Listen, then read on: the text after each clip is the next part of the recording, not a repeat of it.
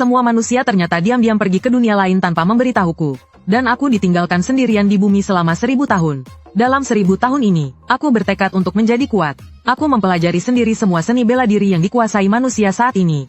Beberapa teknik yang aku kuasai, bahkan melampaui batas manusia. Tidak kusangka, ketika manusia kembali, aku menjadi eksistensi yang paling kuat. Namun awalnya aku tenggelam dalam keputusasaan yang dalam. Jalanan yang seharusnya ramai ternyata kosong. Dimanapun aku memandang, hanya ada bukti bahwa manusia pernah ada di sini. Seolah-olah seluruh dunia hanya tersisa aku seorang diri. Yang lebih aneh lagi, jam di rumahku juga berhenti berdetak. Selamanya berhenti di pukul 2.45. Ketika perasaan cemas yang kuat muncul dalam hatiku, seorang wanita berwujud malaikat tiba-tiba muncul dan menjawab pertanyaanku. Benar, sekarang selain dirimu, waktu di bumi telah berhenti. Wanita berwujud malaikat itu berbicara sendiri. Aku datang mencarimu untuk memberitahumu bahwa sebenarnya kamu telah tertinggal. Semua manusia telah pergi ke dunia lain di dimensi lain. Hanya kamu yang masih tinggal di bumi. Namun dia sama sekali tidak mengerti penderitaanku. Sejak kecil, saat pergi piknik sekolah, aku sudah dilupakan semua orang. Tertinggal sendirian, hingga ke perkemahan musim panas SMP. Dan semua kegiatan setelahnya, aku tidak pernah bisa lepas dari takdir tertinggal. Aku berlutut di tanah, dengan ekspresi kecewa. Apakah kali ini aku juga tertinggal? Lalu mereka pergi kemana? Malaikat itu melanjutkan ceritanya, karena bumi telah memasuki era perubahan besar. Yang disebut perubahan besar, berarti pengalaman bumi telah penuh, dan naik ke tahap berikutnya. Pada saat itu, kekuatan dewa akan terbuka, dan ketika kekuatan dewa terbuka, monster akan muncul. Monster-monster ini adalah wujud energi, sangat sulit untuk dibunuh dengan senjata atau pedang. Bahkan bom nuklir pun tidak bisa melukai mereka. Jika dibiarkan begitu saja, manusia mungkin akan musnah karena monster. Maka Tuhan menghentikan waktu di bumi, dan memindahkan manusia ke dunia lain, memberi manusia waktu 10 tahun untuk beradaptasi dengan kekuatan dewa. Dengan cara ini, manusia bisa belajar cara menggunakan kekuatan dewa di dunia lain. Dengan demikian, manusia bisa melakukan persiapan awal untuk melawan monster. Bagaimana? Tuhan sangat berbelas kasih, bukan? Sampai di sini aku mengerti. Memperkuat manusia memang sangat diperlukan. Jadi, bagaimana denganku? Setelah mengatakan itu, aku tidak bisa lagi menahan amarahku. Bagaimana denganku? Malaikat itu merasa canggung dan menghindari kontak mata denganku. Pasti ada kesalahan di tengah-tengah ini. Dan tampaknya itu sudah tidak bisa diperbaiki lagi. Tiket sudah dipesan, semua manusia sudah berangkat. Dengan panik, aku mulai mengamuk dan berguling-guling. Malaikat itu buru-buru menghiburku bahwa Tuhan berbelas kasih, dan kasihan karena aku tertinggal.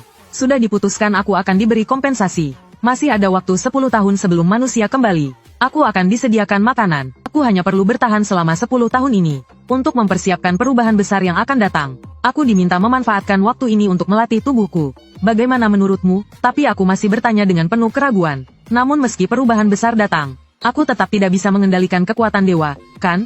Jadi kau harus mengandalkan tubuhmu. Tidak ada cara lain. Aku akhirnya mulai berlatih keras sendirian di bumi. Dalam 5 tahun ini, aku sepenuhnya fokus pada kebugaran. Karena, ketika manusia lain berlatih mengendalikan kekuatan dewa, yang bisa kulakukan hanyalah melatih tubuhku. Rita sangat penasaran padaku. Apakah kamu tidak merasa bosan? Bagaimana kamu bisa melakukan hal yang sama setiap hari selama 5 tahun?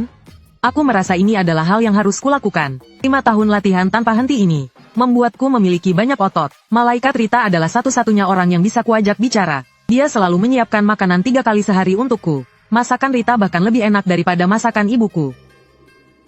Aku bahkan tidak perlu mencuci piring sendiri. Semuanya dilakukan secara otomatis. Setelah latihan kebugaran, aku ingin belajar seni bela diri, atau cara menggunakan senjata. Sistem listrik dan internet masih berfungsi normal. Jadi mudah untuk mencari informasi secara online. Dalam sisa 5 tahun ini, aku memulai pelatihan seni bela diri. Selama 4 tahun penuh, aku sudah bisa menguasai senjata seperti pedang dan tongkat dengan baik. Rita juga menyaksikan 9 tahun waktuku ini. Selama 9 tahun ini, orang ini tidak pernah bermalas-malasan sehari pun. Saat itu, Rita mengusulkan apakah aku ingin bertarung dengannya. Dengan seseorang untuk berlatih, aku pasti bisa berkembang lebih cepat. Tentu saja aku tidak akan melewatkan kesempatan bagus ini.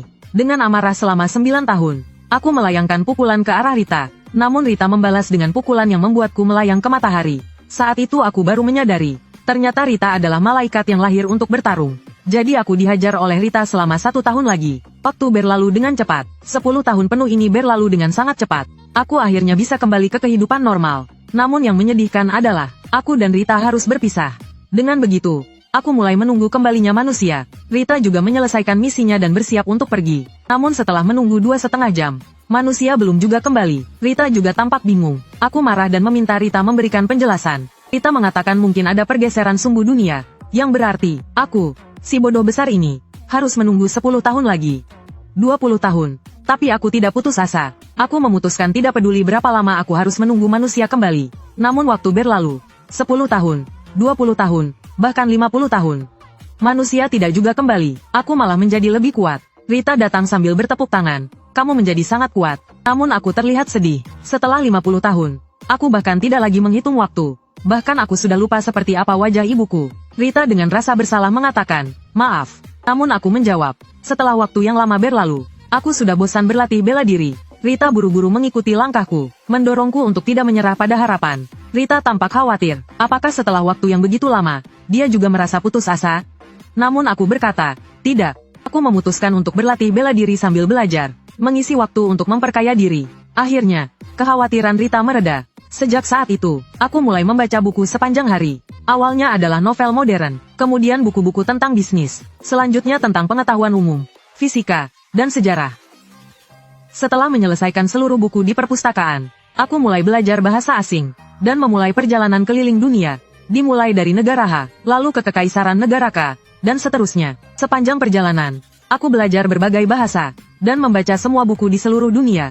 Selama periode ini, saat berbicara dengan malaikat Rita, aku selalu tampak optimis dan penuh semangat. Namun Rita tetap khawatir padaku setiap saat. Takut aku akan mencapai batas kemampuanku suatu hari nanti. Dia bahkan diam-diam berdoa kepada Tuhan, agar manusia dikembalikan sebelum aku mencapai batasku. Setelah membaca buku terakhir di dunia, aku mulai belajar penyembelihan, dan cara menjadi seorang pandai besi. Selama periode ini, sebenarnya sudah berlalu 274 tahun.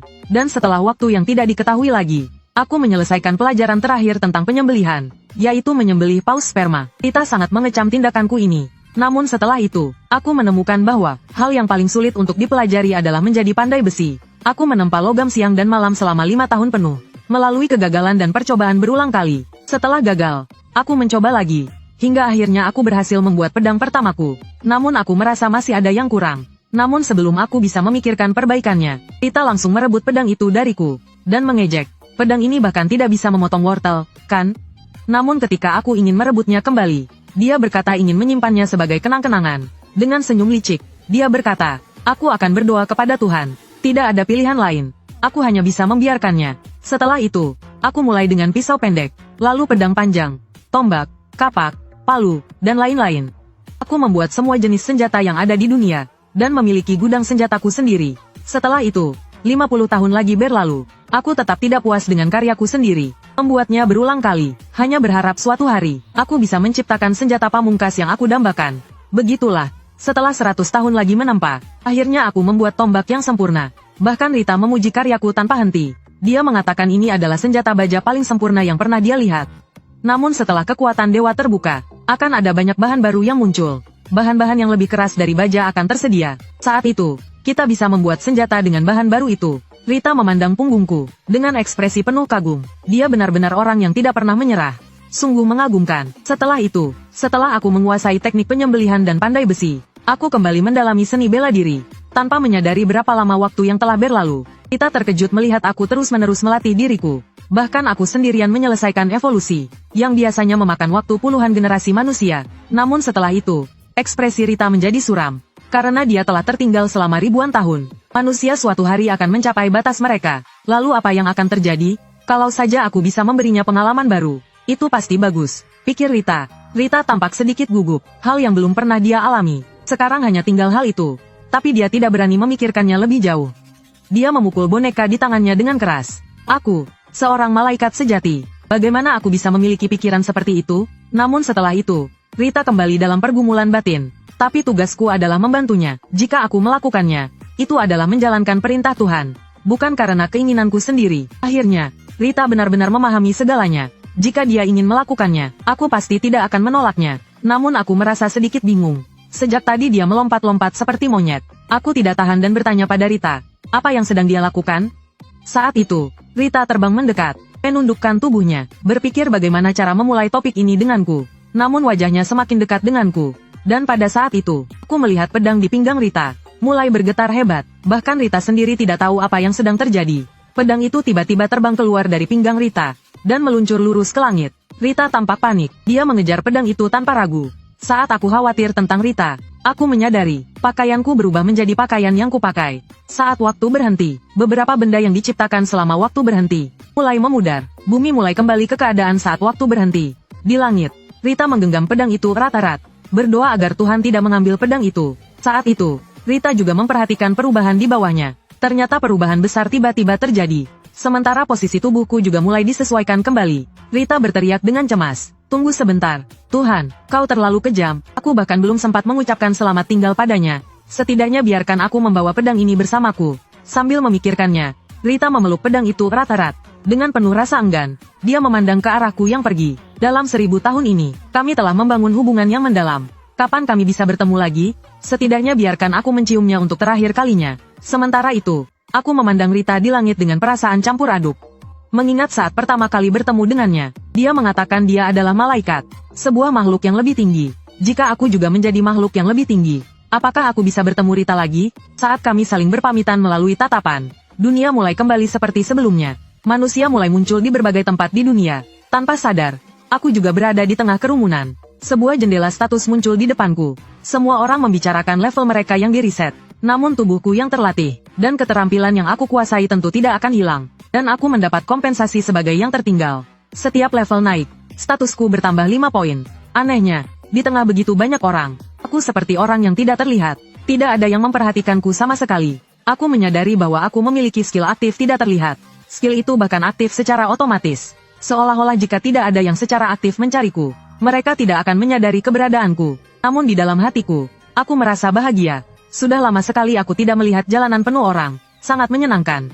Saat senja, akhirnya aku kembali ke rumah. Tiba-tiba, aku mendengar seseorang memanggil namaku, dan yang berdiri di depanku adalah ibuku yang selama ini aku rindukan. Aku sempat lupa seperti apa wajahnya, tapi begitu melihatnya, aku langsung ingat. Setelah 1000 tahun, akhirnya aku bertemu ibuku lagi.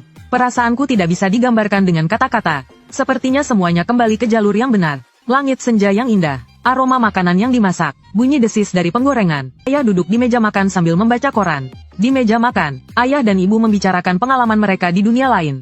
Sementara aku tidak bisa menyelanya. Aku tidak mungkin mengatakan kepada mereka bahwa aku tertinggal sendirian di bumi. Saat ibu bertanya, aku hanya bisa menjawab dengan singkat. Tempat yang aku kunjungi tidak memiliki nama. Lalu ibu bertanya lagi bagaimana latihan kekuatan dewaku. Dia mendengar bahwa jika menguasai kekuatan dewa dengan baik, kita bisa menghasilkan banyak uang. Bagian tubuh monster sangat berharga. Ayah juga menyahut, pasti sangat menguntungkan. Karena tidak banyak orang yang bisa mengendalikan kekuatan dewa dengan baik. Sampai di sini, aku hanya bisa dengan terpaksa mengakui kepada ayah dan ibu bahwa aku tidak bisa mengendalikan kekuatan dewa. Namun ayah dan ibu sama sekali tidak terkejut. Tampaknya seperti yang mereka katakan. Tidak banyak orang yang bisa mengendalikannya, jadi tidak bisa juga tidak masalah. Saat malam tiba dan aku kembali ke kamar tidur, aku mendapati tombak yang aku buat sebelumnya ada di sudut kamar. Apakah ini perbuatan Rita lagi? Aku mengambil tombak dan mencoba mengayunkannya beberapa kali. Saat itu jendela status tombak muncul. Serangan 800. Saat ini aku tidak tahu apakah itu tinggi atau rendah. Tidak ada hal lain yang bisa dilakukan. Aku memutuskan untuk berselancar di internet mengumpulkan informasi. Setelah beberapa waktu menjelajah, aku merangkum informasi yang diberikan oleh mereka yang kembali. Saat ini hanya ada informasi tentang level. Level 1-5 adalah level normal. Di atas level 10, kita bisa memilih pekerjaan. Setelah level 50, ada kesempatan untuk perubahan pekerjaan kedua. Pada level ini, seseorang sudah dianggap ahli. Saat mencapai level 100, kita bisa melakukan perubahan pekerjaan ketiga. Pada level ini, kita bisa mendapatkan status tenaga kerja senior nasional. Sedangkan perubahan pekerjaan keempat dan kelima belum pernah ada yang melihat. Tidak diketahui apakah itu ada. Melihat malam dari jendela, aku tiba-tiba teringat pada Rita. Tanpa sadar aku mengucapkan namanya. Saat itu, tiba-tiba terdengar suara. Jika Rita mendengar itu darimu, dia pasti akan sangat senang. Aku segera mencari dari mana suara itu berasal. Akhirnya aku menemukan sosok kecil di jendela. Dia memperkenalkan dirinya sebagai Erta, dan berkata bahwa dia datang untuk membantuku belajar kekuatan dewa. Namun tampaknya, malaikat ini tampaknya sangat tidak puas denganku. Ternyata saat Rita kembali ke alam dewa, dia dengan tegas meminta bantuan untukku yang tertinggal. Dia dengan penuh rasa kasihan meminta kepada Tuhan, mengatakan bahwa aku bahkan tidak memiliki kesempatan untuk belajar kekuatan dewa. Lemah, menyedihkan, dan tak berdaya. Namun, karena pihak atas tidak ingin ada malaikat yang terlalu dekat dengan manusia, mereka mengirim malaikat baru untuk menggantikannya. Ketika Erta melihatku untuk pertama kali, dia merasa aku sedikit berbeda dari yang Rita katakan. Mata Erta tiba-tiba berbinar, dan dia mulai memeriksa atributku. Ternyata dia menemukan bahwa kemampuan fisikku sudah sangat luar biasa. Dengan kondisi tubuh ini, aku bisa membunuh